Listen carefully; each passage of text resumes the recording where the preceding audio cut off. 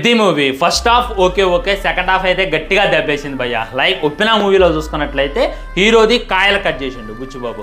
ఇందులో చూసుకున్నట్లయితే మన రామ్ చరణ్ అన్నది వద్దులే చెప్తే స్పాయిలర్ అయిపోద్ది అనమాట. కానీ నేను చాలా వీడియోల్లో చెప్పాను అదే జరిగింది, దానికి మించైతే ఏం జరగలేదు. సో దాన్ని మనకి ఎలా కన్విన్స్ చేసిండు అనేటటువంటిది స్టోరీ లైన్. అది ఎలా కన్విన్స్ చేసిండు ఏంటంటే ముందు చెప్తా చూడండి. మీ సినిమా ఏంటంటే ఒక కొండ ప్రాంతం అండ్ వేరే ఊరు అనమాట, విజయనగరం అనేటటువంటి ఊరు. సో మన కొండ ప్రాంతంలో ఆ ఊరికి ట్రైన్ అనేటటువంటిది ఉంటుందో, స్టేషన్ అనేటటువంటిది ఉంటుందో. మన జగపతి బాబు గారు చూసుకున్నట్లయితే అక్కడ ట్రైన్ ఆపేటటువంటి ప్రయత్నం తన చిన్నప్పటి నుండి చేస్తూనే ఉంటాడు, కానీ ట్రైన్ అయితే ఆగదు. కారణం ఏంటంటే ఆ ఊరికి గుర్తింపు లేదు, ఆ ఊరిలో ఉన్న వాళ్ళకి కూడా గుర్తింపు లేదు.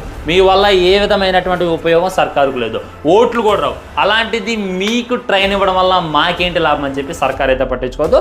అయినా కానీ ఇప్పుడు ఆ ట్రైన్ ఉండటం వల్ల వాళ్ళు ఎక్కడికైనా సరే గంటలో వెళ్ళగలరు. ట్రైన్ లేకపోవడం వల్ల ఈ విధంగా రోజులు పడుతుంది. సో అలాంటి గుర్తింపు కోసం మన జగపతి బాబు గారు పోరాడుతూ చనిపోతారనమాట.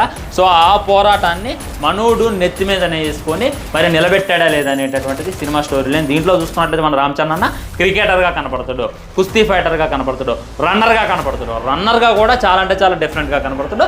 అండ్ స్పోర్ట్స్ అన్నింటినీ కూడా ఈ సినిమాలో మిక్స్ చేసి తీసేటటువంటి ప్రయత్నం చేశారు. ఫస్ట్లో క్రికెట్ ఆడుతున్నప్పుడు సూపర్గా ఉంటుంది అనమాట. అండ్ కుస్తీ ఆడుతున్నప్పుడు కూడా బాగానే ఉంటుంది. ఇంటర్వెల్ లాస్ట్ 20 నిమిషాలు కూడా ఇంటర్వెల్ అయిపోయిన 20 నిమిషాలు కూడా సినిమా పర్లేదని అనేటటువంటి ఫీలింగ్ కలిగింది. ఎప్పుడైతే రింగ్ కుస్తీ ఆడడానికి స్టేట్ లెవెల్కి వెళ్ళిండు, ఇంకా అక్కడ నుండి సినిమాని అయితే నిద్రబుచ్చేటటువంటి ప్రయత్నం చేసిన మన బుచ్చిబాబు. క్లైమాక్స్కి వచ్చేసరికి కొద్దిగా వేరే రకమైనటువంటి ఫీలింగ్ కలిగింది అభిమానులకి.